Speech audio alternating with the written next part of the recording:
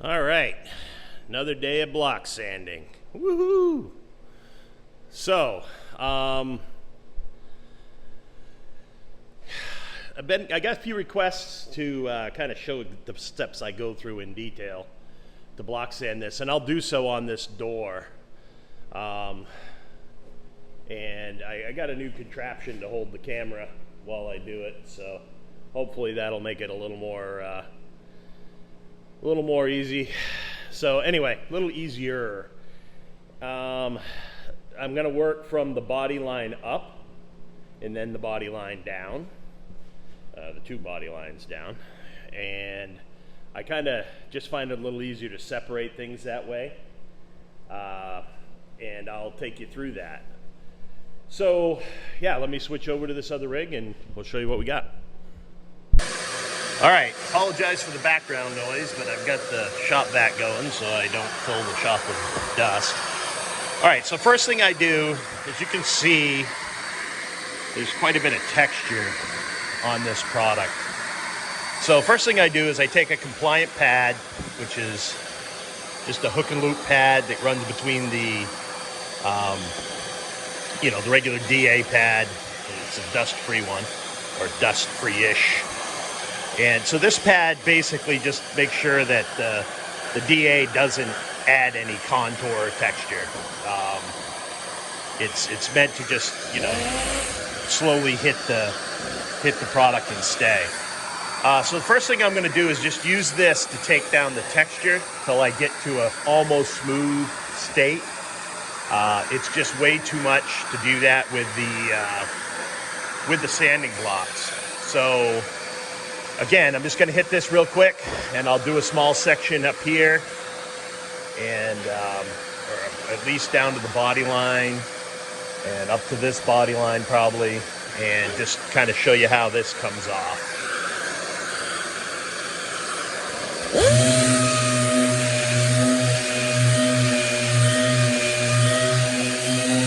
You can see it's taking the texture off. You can see the orange peel start to quickly show through.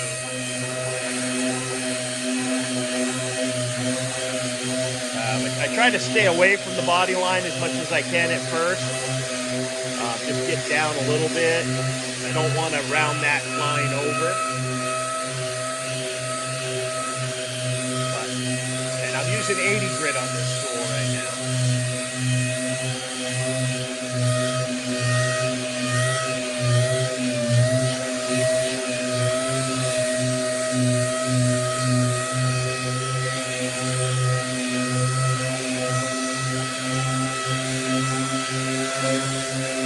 This dust collection system for the air cat, I just got it hooked to a regular shop vac with a hose. It works pretty good. I gotta say, I'm not drowning in dust here, which is nice.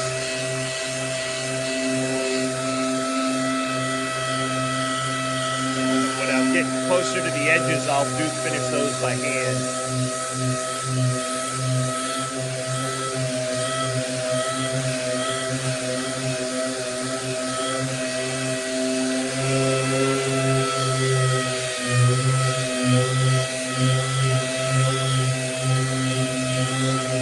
See, I'm starting to get closer here. I got just a little bit of texture left. That's what I want. I want to take the rest of that off with the block sander. Let me just finish up this section.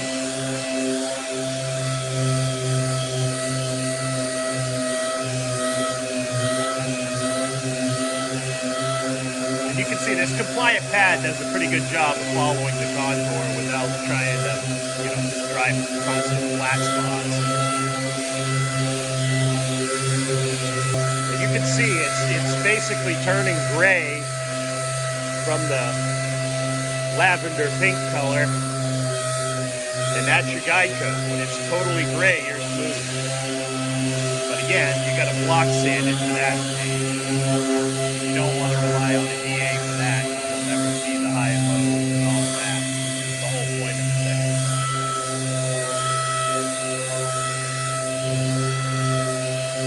Shit is hard, I'll say that. It takes a while to get it down.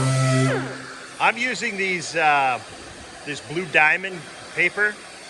And I gotta say, it's lasting fantastic. This is 80 grit again, and I have done the whole rear clip, both quarters, the trunk deck, and the tail panel with this one pad, this one disc. So I can't complain about it loading up at all.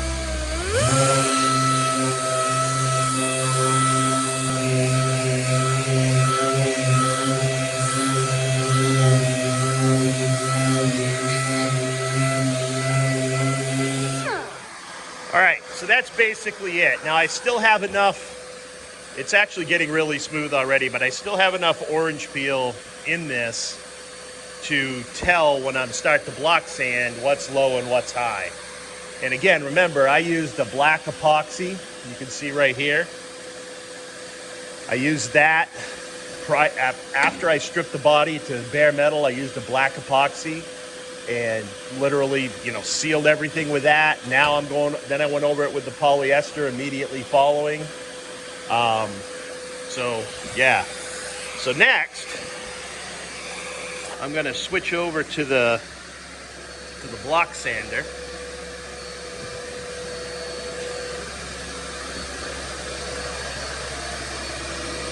And of course I have the wrong one on there.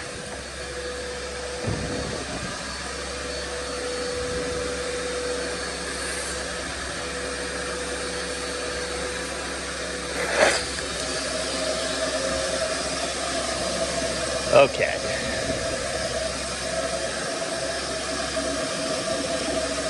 And you want to get yourself comfortable doing this. This takes a while.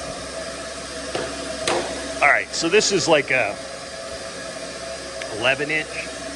I'm going to go up to the 16 inch.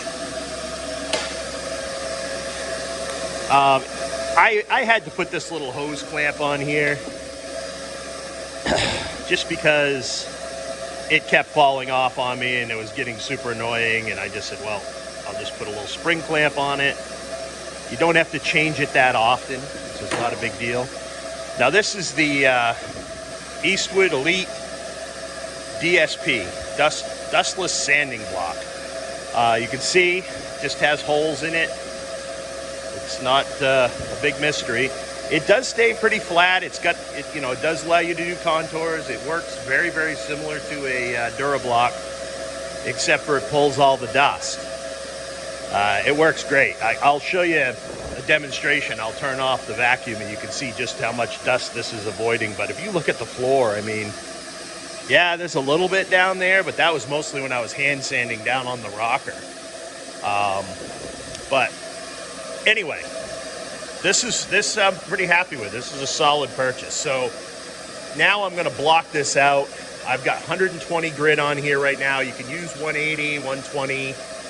This stuff is hard enough, so I'm starting with 120, and I'll eventually probably go down to 180 when I get ready to do the final blocking, but before I get to the next step. So now you just go like this, and you do crosshatch, right? So you go up at a 45, pretty easy. Sorry, that hose is kind of getting in the way, but I don't know really how to make it go and stop doing that. Anyway, so you crosshatch this way, go one direction, then you go the other direction. And you can see it starts to put in a grid. And you just keep going until you start to see something. Now this door was pretty good to begin with. I don't expect a lot. We should see something.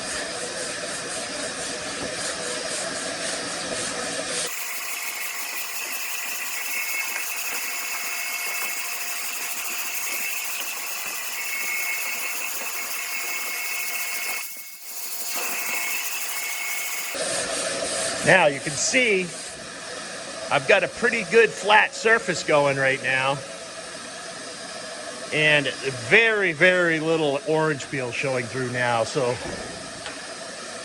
less is more, right? If you don't see any, you've done well. I've got a little bit going on up here still because I didn't get very close to that edge. But so far in this area, Really no low spots, and I'm almost there. I mean, I got a little bit of orange peel still right here, but that's it. This stuff works good. Now, one thing I will say, I've seen a lot of, commentary on YouTube about this product, and the pink is actually a guide coat. And they claim if you don't get all the pink out of there, it could conceivably bleed through your primers and your paint. I don't know. I feel like if you got pink and it's under epoxy, I don't really see it getting through that epoxy. That would be a miracle. So that's why I intend to, just in case there's a little bit of pink left in there somewhere that I didn't quite get, I'm gonna seal this whole thing in epoxy before I do the high build urethane. So anyway, let's keep going.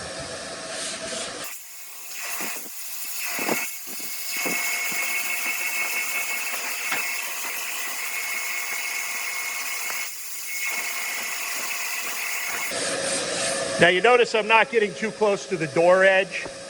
What I'm gonna do later is I'm actually gonna seal the back of the door with some Bondo or some body filler, and then I will block out the door to the fender all as one unit, because there's a little bit of contour in here. So right now I'm really just concentrating on the body of the door. One other thing you don't want to do with sanding blocks is, your arch goes this way. You want to go like this. You want to go like this. You never want to go like this, because that just puts an arch, it hits a flat spot on your block. So what you really want to do is kind of go at angles to the arch. Now there's some areas where you'll have to get in there and rough it up a little bit, where it's a heavy body line or something, like right here. You can just do that with a piece of hand sandpaper as well. But you can see the dust collection on this is pretty impressive. All right, so I'm pretty good up here.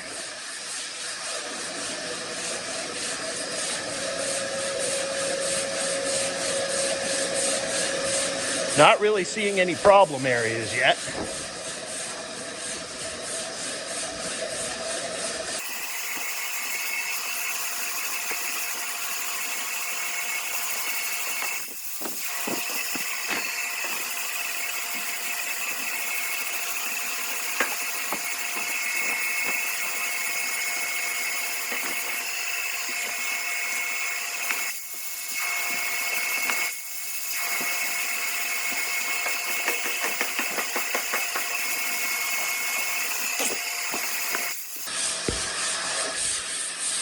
Now you can see I got one little low spot right here, but it looks like it will be taken up by the polyester itself. I don't think I'm going to have much trouble there.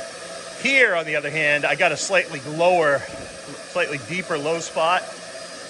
The only place that's showing high is, as expected, right here next to the handle. So I'm going to just keep working that in, see if I can get it. If I start to see black around this before I get to the bottom of this orange peel, then I know I'm not going to get it. I'm going to have to put some filler there.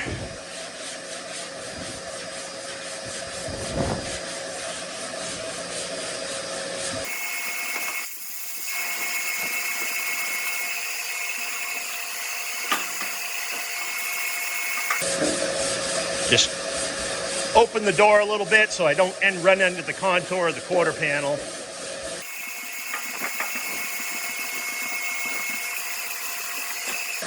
Yeah, it's starting to get darker here. I'm starting to see the effects of the epoxy coming through a little bit. So here's another little low spot here. Again, I think the polyester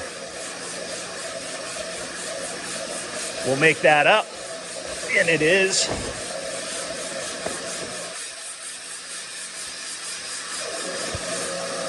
Yep, that one's good.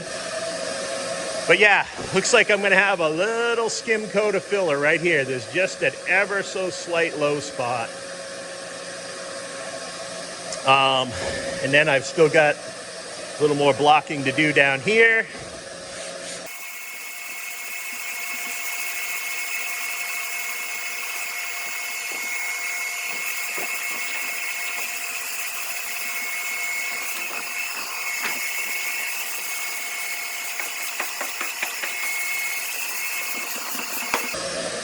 Well, there you have it.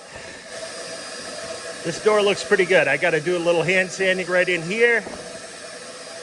Dress my edges a little bit. Might have a, yeah, it feels pretty good. I'm going to hit this with a little more sandpaper. Right here a little more. But I'll tell you what, for an aftermarket panel, that's a nice flat panel. So let me just hit this a little bit more here.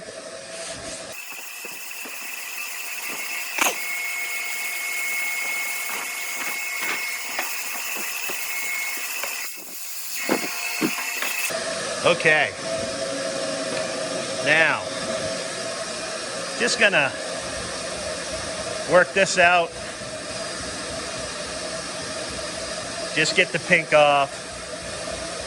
The orange peel out. This is just a piece of 180.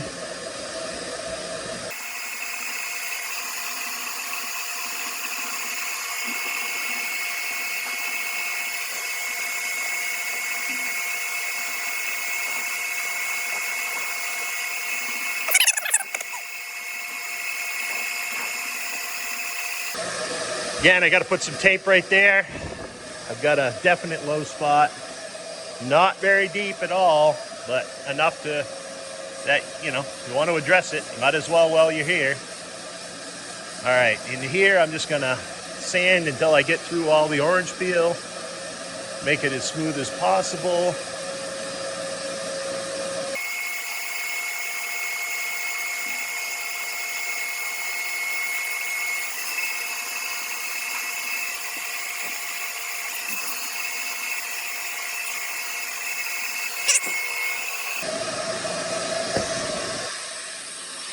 Clean this up a little bit.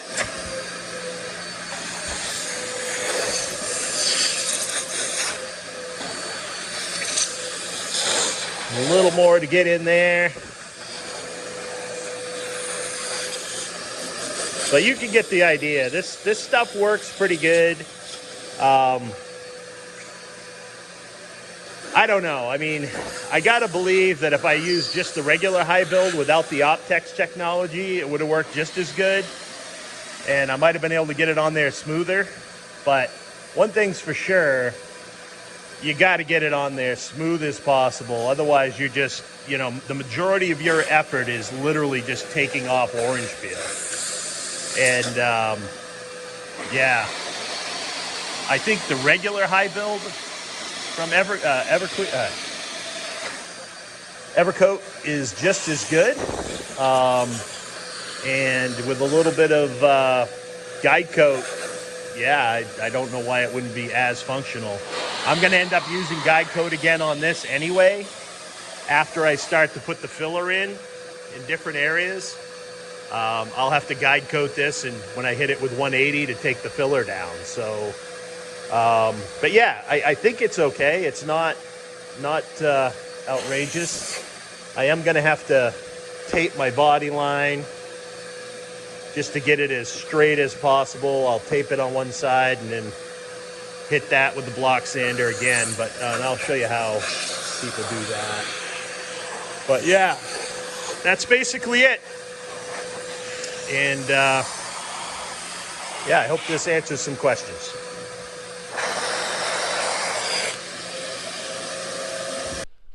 Okay, so after about 10 hours of sanding, ouch, it's pretty much ready. Next step is to start the filler wherever need be, and I've got to go around and mark, you know, carefully analyze stuff, mark it, high, low, what I got to do, that sort of thing. And yeah, The only thing I still have yet to sand is the dash and the windshield frame. But other than that, I'm in pretty good shape. So I'm gonna start doing that, I guess. What I'll do is I'll lay some filler back here, like work a quarter, maybe the trunk deck, and then go sand on the dash for a while, then come back. Once this is cured, let her have it. So that's kind of my plan as it stands right now. And I'll let you know as I get more going.